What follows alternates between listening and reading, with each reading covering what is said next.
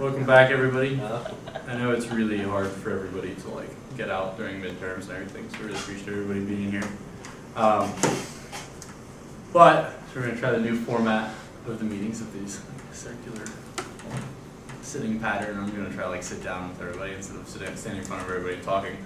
But yeah, so going back, we're just doing the same project we did last week, so Tennessee education funding. Hopefully we're not spending tonight doing a lot of research, but if need be, we'll do it and just move past it from there. So tonight, we have a new member. Who wants to introduce her? Well, you get to do it. Hannah's going to introduce her. I'm so great at introducing people. Yes, you are. You introduced me. So, I did a fantastic job. so Hannah, will you introduce our new member? Go talk to her while I go over the rest of what we're doing. Remember, name, major, what they want to do, something we don't know. And you're not allowed to pick your business Me? for this something we don't know. Okay. That's fine. But yeah, so tonight, we're going to introduce our new member. A really short vlogging update.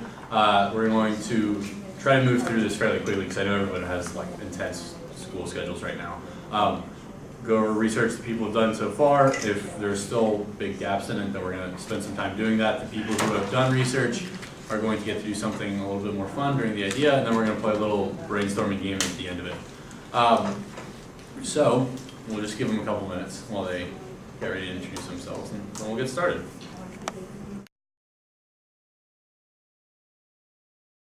Hey everyone, this is Carly Frinsley, and she is majoring in marketing and international business, and next semester she has an internship abroad in London. So she's going to study abroad, and it's very exciting, and when she graduates, she wants to open nonprofits. So everyone say hello to Carly. Hello. Hi. Carly. This is our new member.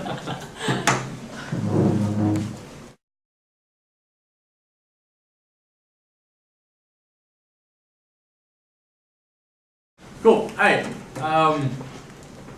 Let's move on. Oh, so for everyone who doesn't know, Justice Kagan is coming on Friday. I think this is really cool, so I thought I'd pitch this. She's a sitting Supreme Court Associate Justice. Yeah, it's a big deal. I'm not sure why she's here, to be honest. But it should be a really, really interesting speech. She sat in on the Affordable Health Care Act. She was placed in 2010. I mean, her academic resume is ridiculous. But yeah, it's an honor to have her here, so I mean, if you can go. Like the download of wisdom. But yeah, Friday, A&B Auditorium at 1 p.m. She's going to be here. I told somebody I'd pitch that, so it's there. Cool. So here's the golden question. Who actually did research outside of the meeting? I know you did. Yeah. Little bits? All right. Good deal. That's what I thought we were going to be at. Cool. All right. So you've done research, though. I know you've done a little bit. Okay. Cool. So what's going to happen is we're going to spend the very first section doing some very pointed research, and we're going to answer the 4 questions that I pitched in the email to everybody, and hopefully we can blow through that as quickly as possible. We're going to do that for the next about half an hour. While that's going on, select individuals are going to get pulled out, and we're going to work on something with Andrew for the video. So I'm going to put these on the board or on the screen here in a second, but I'm just going to pull up the email I sent out, and we're going to do a little bit of research, and we're going to divvy this up, and we've got about half an hour to spend on this. Cool. So give me a second, I'm going to pull this up. While I'm doing that, Xander, tell us a little bit about what I know you've done some research. Xander has done research, he uploaded it on the drive. Perfect. So while I'm pulling that up, if you could fill us in a little bit on what you talked about and what's up there for other people to access. I uploaded is just very general data. There was overall just funding of where all the money's going for Tennessee State, and it's divided it by like where it's going. And it also has a state comparison and teacher evaluations. So there's Texas, North Carolina, a Midwestern state, and Tennessee and some other state, and it's just comparing like how teachers are in those respective states, and just other search engines. I uploaded some search engines just to help like us find the data that we need a lot easier. That dealt with federal spending and where it's going in several other areas. What did you find, like Uh, more specifically? I did not look Right. it up. Will you tell everybody the magic trick you use to find research? The librarians in the library was great. Did 99% of the work, sent me all the links for those like search engines, and it was great. Made it so much easier. Yes, everybody knows you can do that, right? Yeah. People like do your research for you. Like they're so excited, like they're just so like, I don't know, well, bored, but they help so How did much. you do that? Like in person, or did you like chat them on the website? No, I just walked up to them on the first floor and was like, I need help finding answers to this. And they're like, awesome, all right, sit down and we'll find it for you. Cool. It was great. It's perfect. Real nice and easy. Yeah. How long did it take you to do it that way? 15 minutes. And I didn't have to do like anything, so it was all her. Unfortunately, but yeah. Cool. Anyone else? Adam, what were you just talking about with the split tax, is that right? Oh, the shared state tax. Yeah, it's one of the 3 sources of revenue for funding district schools. Some of the research that I did pertained to how it's really difficult to trace funding of our public school system. And it comes from property tax, sales tax, and something called a shared state tax. And those are taxes that are collected by the federal government and then disseminated to different counties and municipalities. But then again, therein lies the same problem of like, well, where does that money come from, and how can you trace that? So it gets to be a little mysterious. So sort of outlining the problem so we can figure out the solutions.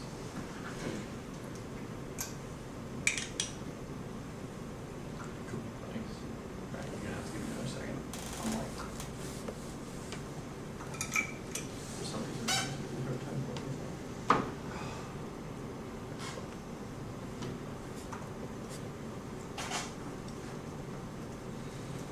Who else did research? Yeah? Okay, well, I just did for other states and stuff because, I mean, I'm from Michigan. I know my parents kept us in Michigan until I graduated from high school because the education system up there was like so much, I mean, supposed to be so much better publicly, not necessarily privately. So I was kind of looking at how they just got all of their funds, and I don't know what tax is higher here, but you guys have like, I'm pretty sure a higher sales tax than we do.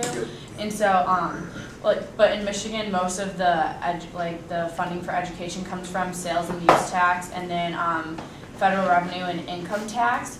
But it was also talking about Proposal A, which is this thing that got passed in Michigan like years ago, and it was talking about changing how property tax were in areas, so that like the property tax of your area could be, I mean, I guess higher to like support your education system, if that makes sense. And so like the people who were moving there, like, I guess ended up paying, like, well, were paying higher property tax, but then their like schooling systems were much better, like publicly. So, they were like, so while they're paying more, they're getting better results? Yeah. Consistently? I mean, I know the county that I was in was paying higher property taxes to get better schooling, and like it was like not a drastic change, but a pretty big change from just like not even 10 minutes down the road, just because like our higher property tax went on to our schooling. Would you say it's a positive change? I mean, like people were transferring and like trying to do school choice to get into our school that were living in the other zip codes, because our school was, I mean, like the teachers were paid better, so you know you had a higher, you know, performance about like evaluations from like all of your teachers, and if you were doing a poor job, like new teachers were coming in, and I mean students were transferring from all over just to try and get in, because not only were like our classes better and like more structured like a private school, but they were also, you know, like better sports programs, better art programs, because schools in other counties, because you know like Michigan's economy is just going to crap and stuff, so they were all coming over there because we still have like the art programs and all those kinds of things, and like Yeah, maybe the property tax funding scheme works in like wealthier counties and then not so much. not so much in Metro smaller area. counties. Yeah, No, this was mainly in like the wealthier parts of town. So they were trying to like implement it in Pontiac and Detroit, which are those areas. But what they were doing instead was like shutting down schools and then putting all of that funding into one school kind of a thing. It wasn't. overcrowding. Yeah, exactly. And then they were flowing into the like wealthier schools and stuff. But I mean, yeah, that's how they did it. But I don't know if we should necessarily follow that plan, but yeah. Cool, okay, I know someone else raised their hand, but this is what we're gonna do. So we're gonna divide everybody up, and we're gonna spend the next 30 minutes answering these 4 questions that are on the board. So I'm gonna start with my left, Meg, Xander, Adam. You're gonna take the first one. This is gonna be really easy to find. This is all public record, it has to be, it should be easy to find under just Google searches. You guys are taking the first one, exactly how our Tennessee public schools are funded. Is it a county by county basis? Is it national subsidies? Is it state subsidies? What's going on? Sean, Carly, since you already started on this, you're gonna take number 2. How do other states do it? Christian, Anna, and Lindsay, you are going to take number 3. And we're going to ignore number 4 for now, and then I'm gonna grab you 2, and we're gonna go we're going to like work off to the side for the next few minutes. Cool. Okay, half an hour. Who wants music?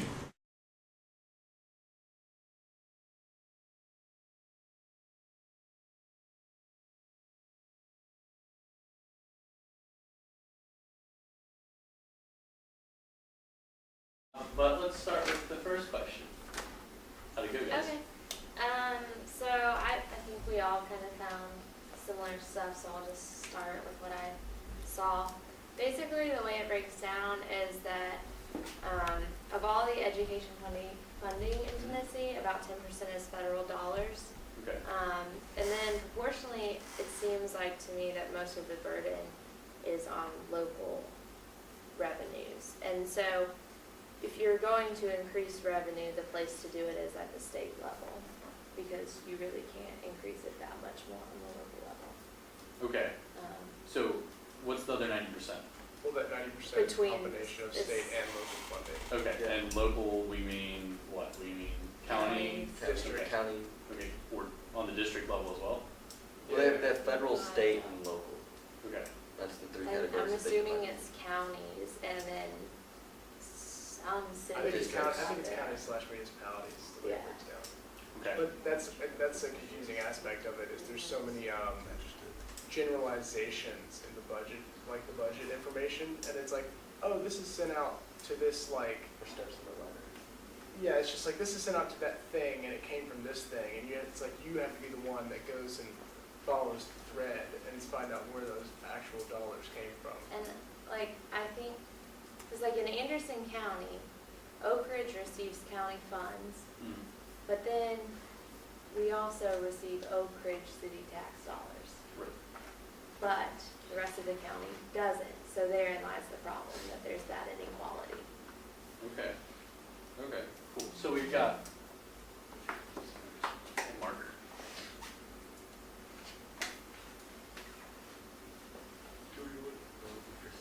All the way here.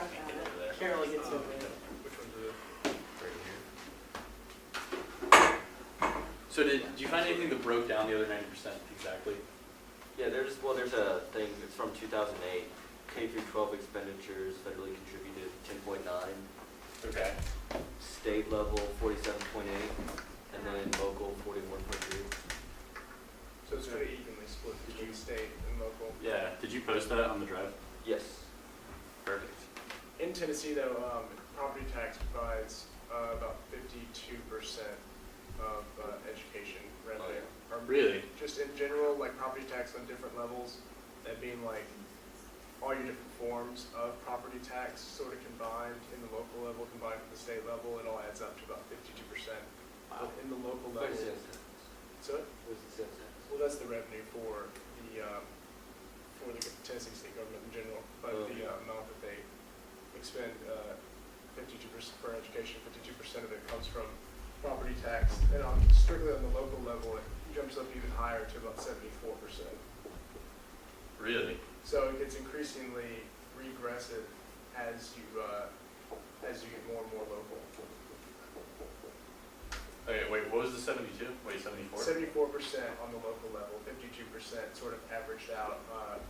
It's 52% So statewide. of state contributed funding for education comes from property tax. But then local contributed, which is 47 Okay. or 41, whichever. Cool. Cool. Okay. 41. I don't Where? know. 41% of 100% of funding comes from 74% of local property taxes. That's another aspect of this, is lots of percentages. Okay, that sounds like we're selling sex okay. Say that one more time. 41% of funding, right? 41% of funding? 41% of Total funding. Of total funding. of a district's funding comes from, 74% of that 41% comes from local property taxes. Oh, And okay, okay, so nearly half of funding is provided for by 74%. 74% of nearly half funding. So So nearly what's half- 30% 30, yeah. total funding is from Thank you. property tax. There, yeah, perfect, that's what. But the point being that most of the burden is on local property taxes. Yeah, Yeah, and then the rest just being sales tax, and then other taxes that are distributed by the, or revenue that's distributed by the state. yes, it is. Cool, all right, so 30, so I'm gonna just put it up on the screen then. Here. Is it weird that I have extra expo markers? A little bit, but I appreciate it. It's handy. Sorry, I didn't realize what was going on.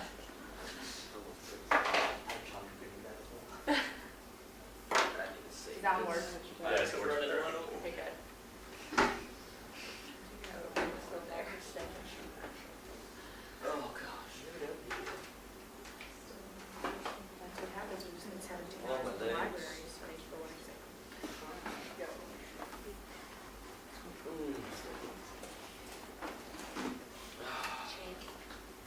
Champ.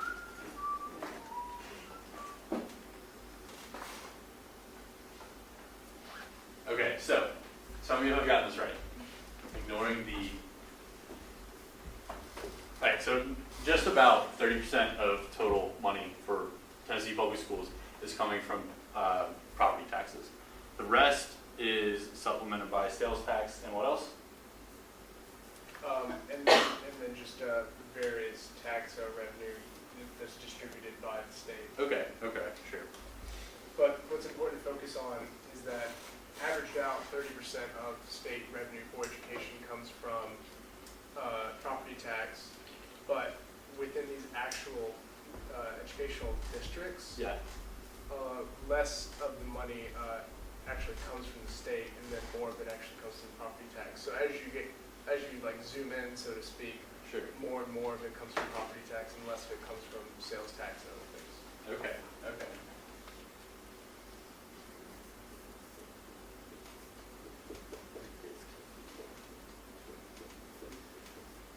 Okay. Cool. Hey, and another note to make is while the rest may be supplemented by sales tax, is the sales tax fungible coming from the state or is it localized? Do you know? Localized, I It's believe. localized. Okay, so yeah, I mean, so essentially more than 30% of your money is coming from localized sources because sales tax and other localized taxes are coming based on how affluent your area is. Absolutely. Okay. The states who have dramatically changed their funding scheme Yeah. have increased their state appropriations and decreased local Okay. because they think that it's regressive to have that much burden on local Okay. tax revenues. Okay. Have they seen positive results? Yes. Okay. Do you know what states they are? Massachusetts, Maryland, Kentucky, New York, and Pennsylvania. Okay. Look at that. Did a lot in half an hour. That's awesome. Fantastic. Good deal. All right. So it's like essentially what we thought was going on to begin with the like more affluent local areas were getting better funding, but now we know for sure. Fantastic. All right. Great.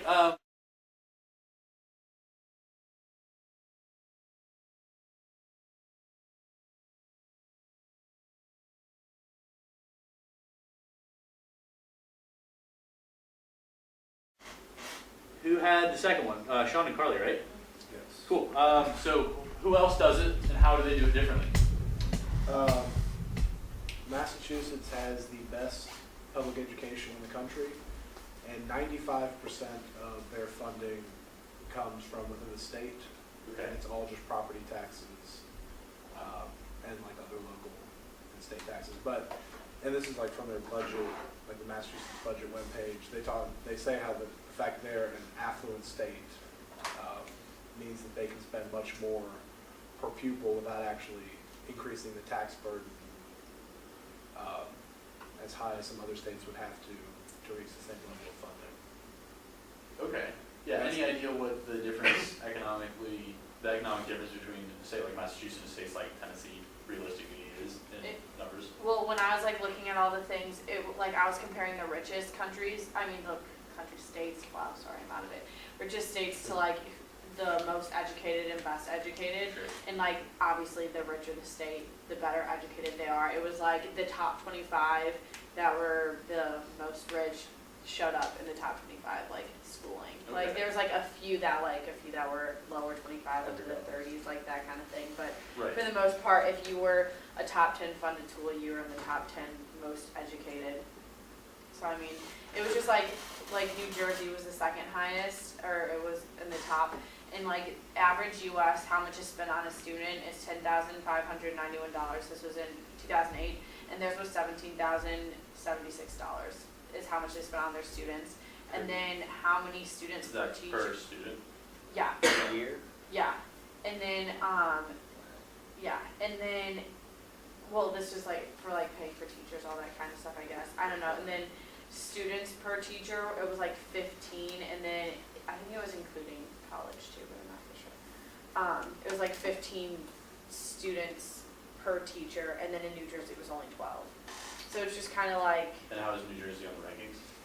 it was like, I looked at a few different rankings, and it said that it was second right now, but I mean, in one of the ones I was looking at, it was like fourth and third. Okay. So, Our ratio is like I 15.7. think New Jersey's actually been climbing, but I don't know that. Okay. That was just high or low, or Well, what I was going for. yeah, no, their whole problem too was the whole property taxes thing, and the more economically advantaged areas were out-achieving like the lesser. Right, Yeah, right. like drastically. Yes, Sean, you were gonna say something. I was gonna say, I'm trying to find it in this report, but I wanna say that if Massachusetts were a country, it would be Japan, in terms of like both wealth and education level. Okay. The United States would be, Tennessee would be Bulgaria. So comparison, like, Yes. think about the differences between like those two, that's the difference between Tennessee and Massachusetts. Wow, In terms okay. of both wealth and level of education. Okay, so we're seeing like a very strong correlation then between how much money you have and the level of education. Yeah, I looked at like how some states like distribute their taxes too, and like the main one where all like their funding for education was coming was sales, and then like federal was like ranked up there, but federal was like as close as income and property, and almost as close as lottery in some states. It was like they're up to like 10 to 15%, and then sales tax and like use tax is all like 40 to 60%. So like that's where most of like the education's, the funding's coming from. But I also found that for every 10 cents of our dollars going to the government, only 10 cents is being 4K to 12 funding. Okay. And then so 93% of our education expenditures are falling on like state and local governments, which is basically what they talked about. But yeah. Interesting. So like it's really not the federal government paying for any part of this. Yeah, it's almost all state-based. Yeah, all state and local.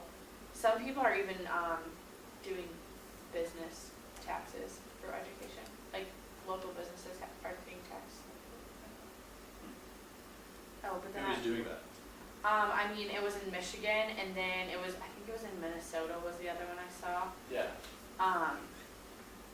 But also, I was looking up on the same thing with the whole 93% of the education is falling on that.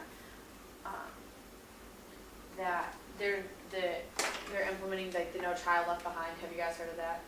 Yes. They did that huge in Michigan. Like we had this thing called chill time, and it was like 15 minutes. You got to leave class early for like per hour of your day based on like how it was broken up on like Tuesdays and Thursdays. But in those 15 minutes, if you didn't have a 80 or above, you had to stay back and stay with your teacher. So like if you didn't have an 80 or above, those 15 minutes were one-on-one time with you and your teacher, going over like ways to better your education in that class. And so like it would start each month at like your first hour of the day. And so on that Tuesday, when you were supposed to be let out 15 minutes earlier to go like hang out with your friends or do whatever, you couldn't leave if you didn't have a good enough grade. And so that way, like if only 4 kids were left in the class, they'd be getting like more, Individually. Yeah. Help from their teachers. And I mean, it helped our students. It like boosted our graduation, our graduation rates. What grade was that? Like, just like, was that for? Like, That was all for the way through? high school. Wow. They started doing it in middle school when I was a senior. So I mean, they just started that there. But and it brought up our overall GPA. Yeah. Like I was in all honors classes and I was ranked like 100 and something in my class because like students who were like getting specialized help were moving up in their rankings and stuff. But yeah, I mean, it lowered failure rate and it was really easy to implement in our schools because it didn't cost any like extra funding or anything. It was just 15 minutes outside your day because you were still in class and it was still considered education time even though you got 15 minutes out early. So was it at the end of the school day? No, it was just 15 minutes at the end of that class. At the end of the class? So like you just got to leave 15 minutes early from your class one day of, Okay. It really didn't take away from that much, that you were learning because it was only like once every 6 weeks that you were missing 15 minutes of class. Okay, so it's not like every day or anything? It's only on Tuesdays and Thursdays. Okay. And like that Tuesday you would be first hour, then that Thursday would be your second hour, then that, and the next Tuesday would be your third hour that you usually, Interesting. I think Knoxville had something like that, like if you were failing a class, you were required to stay after school, Yeah. but it was kind of hard because if you were failing, I think you had to come really early or Yeah. really late. But we were starting to implement that too, but then teachers were having to be paid more. Or like it was only specific teachers that would have to be coming in and like it just didn't work. Yeah, that's why they had to cut out from like actual class time. Yeah. But yeah. Adam, you seem to be itching to say something. Oh yeah, she brought up Minnesota, and it reminded me of the way that they go about doing things. Their education funding formula is called an equalization formula, and so there's a baseline revenue per pupil revenue. I think it says here it's $700, and so whatever you can raise by local taxes up to that point, then you will be matched by the state up to the, that's the minimum that you have to raise, and then you'll be matched up like at least to the average per pupil expenditure in some certain area, which was like a little over $1,500. So basically, it's like a 50% match on funding, which is far more than Coming from where? coming from the state. From the state, okay. So like if the localized funds hit a certain point, the state matches Right, them. because I think what we've decided is that putting so much of the burden on local governments to find its revenue to educate basically U.S. citizens in general. It's something, and not just that, but like citizens of a certain state, it's everybody's sort of issue. And to shove the problem onto local governments to raise all that money is unfair and regressive by nature. So this way, it sort of definitely evens the burden between state and county. Yeah, it does. Now, they passed it in Minnesota by a referendum, which we don't have here, but it could be passed in a piece of legislature. Definitely, thank you. Yes, go ahead. In my hometown, they didn't do, I'm trying to find where it is, but they compared our school to a school 10 minutes down the road who wasn't doing the whole chill time, like Sure. no child left behind thing. And I forget what percent was that we like were ranking higher in test scores and ACTs and all that stuff. But it was like, I was really shocked with it. Like average GPA and stuff, I can't find it. Big right now. difference though. What? Big difference. Yeah, it wasn't like huge, but for like the first 3 years of doing it, it was like way larger than I thought it would be. Like You know what I mean? I didn't. Now, like 10 minutes down the road isn't like a mining town, is it? It's Oh, like no. fairly I equal. moved 15 minutes Okay. from my old house to my new house just because my parents just were sick of where we lived. Okay, but so it's- same economic standards. Yeah, we Okay. still have the same zip code even. Okay. Yeah. Oh, okay. Yeah.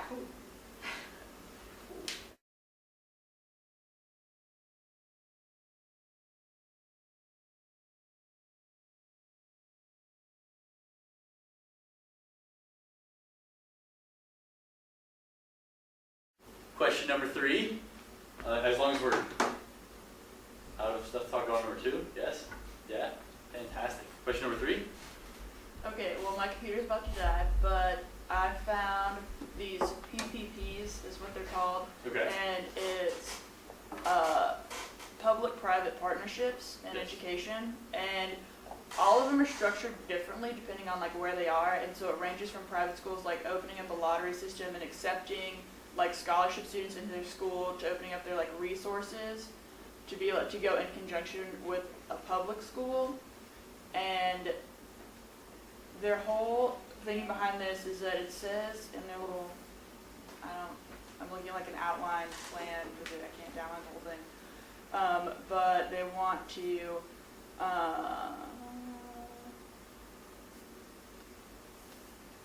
increase enrollment, improve education outcomes, reduce costs, and reduce inequality. And it says that it affects education outcomes by having like a tactical strategy between two schools and extending their resources like throughout the schools. So they're trying to like make the public schooling system more equal to the private schooling system, but it also depends on what your exact like structure of it is because they're all different. Yeah. And it depends on the state and the schools who are partnered because they have complete control over it. So it's not like regulated in any way. Where does this exist? And it says, it's just a report about it, and it has like how you would structure it, and it's from Web World Bank, so it's just like an educational like tool that you can take out to like bring to your school, Yeah. and like use it as like, we should have this at our school. Do we know if there are any schools that like don't mind It doesn't that say. have that implemented? I have to download the entire report, and it's a lot of pages, Oh. so I did not do that. Okay, what else did you guys get? I looked up an article and it said, the title was, "Can the private sector play a helpful role in education?" Fantastic. And it talked about 2 programs in the U.S., the Harlem Children's Zone, Okay. and then it talked about Knowledge is Power schools, Okay. which I found pretty relevant information about how Knowledge is Power schools are funded. Okay. They say 85% of their annual operating expenses were funded by public revenues, but the remaining 15% is funded by philanthropic contributions. Philanthropic. I can't say that. Okay. Tongue Okay. ties me, but Yeah. it was talking about how the community has to come forth for the charter schools, and I know Nashville is currently trying to implement more charter schools, and I tried to find information about the charter schools in Nashville's funding, but I couldn't find that, but I found something similar to what they were talking about the local property tax and how the option sales tax take and affect the metro schools funding. Yeah. There's 33% property tax, 26% sales tax, and then government agencies pay 34%. So I don't know if that'll be helpful with the budget further down the line. Oh yeah. Absolutely. What did you say, like, at the beginning, like you said 80% was funded by public? And then 85 like, how much was philanthropic? Like 85% of their operating expenses were funded by public revenues and like student fees and local revenue, but the other was philanthropy related. But I can't figure out where schools that are going to be brought in Nashville. I don't know if they just haven't released that yet. Okay. And as far as the Harlem Children's Zone goes, this is kind of vague because they said in 2007 Obama tried to make this big. He was really for it, but he promised funding and there's no funding for it. So, because they want to expand the Harlem's Children's Zone because What is the Harlem Children's Zone? it's located in Harlem, and it's talks about how over 84% of the students soared or at or above grade level in their city mandated tests, lower income students in New York, and it's an idea to support children in the neighborhood from the minute they're born until they leave for college. It's anti-poverty thing. Okay. Is it education based? Okay.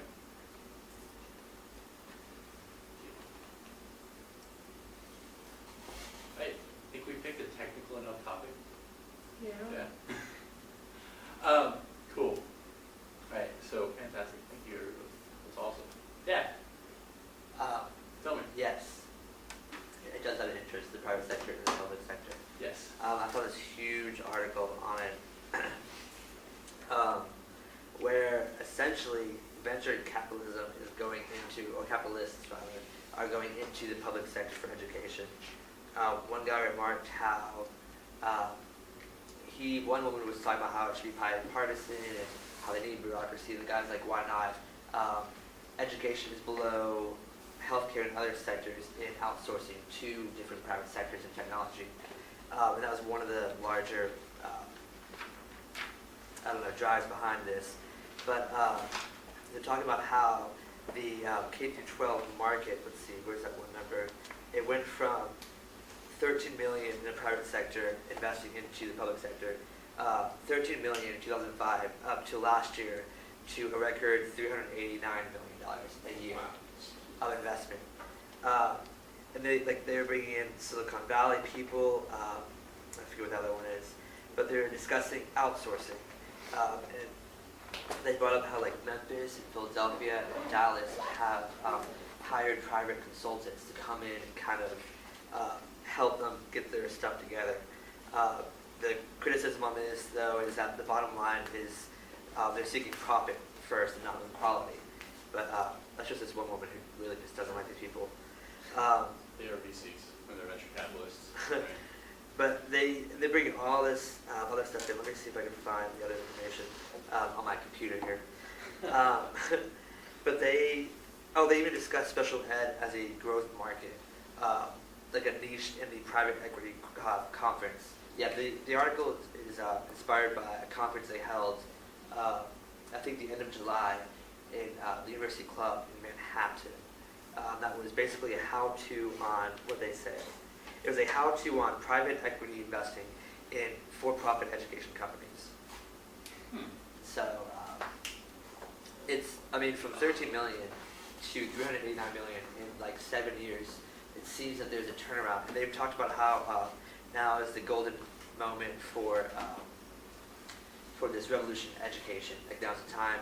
And they discussed President Barack Obama and Democratic and Republican policymakers embracing some of these principles. And so, basically, they're all calling for a broader role for private companies in public schools. So I would say yes, there's definitely an investment. If by figures alone, there's an investment from the private sector. Yeah, absolutely. That's really interesting. Thank you, Huffington Post. Wait, can you repeat the last part that you were saying? Let's see. Sorry. No, it's okay. You I just need to close the computer. scrolled and what topped it. They're calling for the strategists are calling for a broader role for private companies in public schools. Okay. So basically calling out to help. I think that's so interesting because, we're looking at a problem where you have very localized funding, So you have like county funding, you have citywide funding, and I mean, you look at it as if like, where else is the money going to come from? Is it going to come from like fungible funds from the state? Is it going to come from the national government? Clearly it's not, but that provides for like a secondary source of revenue. If you open the floodgates to private investment, I mean, that's a whole nother level. It's outsourcing, Yeah, well, yeah. Interesting. Okay. That's awesome. I don't know, like we got a lot of research done in half an hour. That's fantastic. We can like, who likes research? Yeah, you guys are awesome. Well, But I mean, it's like less fun than being creative, right? No. Well. But we can move on to like the creative stuff now. That's fantastic. Thank you guys. Cool. Alright, so who wants to leave before 9 tonight? Yeah? Cool. Alright. 10 minutes. We're gonna take 10 more minutes. This is what we're gonna do. We're gonna split into 2 groups, and we're going to do a 10-minute brainstorming session of ideas. They don't have to be fully developed ideas. Remember, it's brainstorming. There's no such thing as a bad idea in brainstorming. We're going to split into 2 groups. Ideas of how to fix the problem. So everybody knows what the problem is. I can go over it again. It's fairly complex and fairly like tax-based. Yeah. Maybe we should review it just Okay. to refresh. So if you have localized funding, places where you have more money, more affluent areas will get more funding. So wealthy areas get better education than non-wealthy areas. So what's that mean in the long run? It means you have a repetitive cycle in which impoverished areas or less than affluent areas will receive lower education and will have less opportunities. So you essentially economically stratify the state as a whole, which leads to less opportunities for people in the state, leads to states such as Tennessee, which are less affluent than states, say, like Michigan or, well, Massachusetts is what I was going for. The states that are less affluent have less opportunities. So Tennessee, it makes sense because Tennessee is the 47th worst education in, well, I guess the 47th best out of 50 states in the country. So we're in a slightly impoverished state, and we have a slightly impoverished education system. So we're going to bring in 2 groups. We're going to do this for 10 minutes. Everybody can get out of here early, and then we'll move on with brainstorming and developing next week. But I just want to get the ball rolling right now. Before we leave, in case I forget to say this after 10 minutes, I want to talk to you. I want to talk to you. I want to talk to you. I want to talk to everyone before they leave, individually. It's quick, I promise. It's just something that will keep me from sending out 50 emails. We're just going to talk everybody like right as you're going out the door. Okay, cool. Carly over, including Andrew. One group this side of the room. Sean over on that side of the room. Brainstorming, 10 minutes. That's it.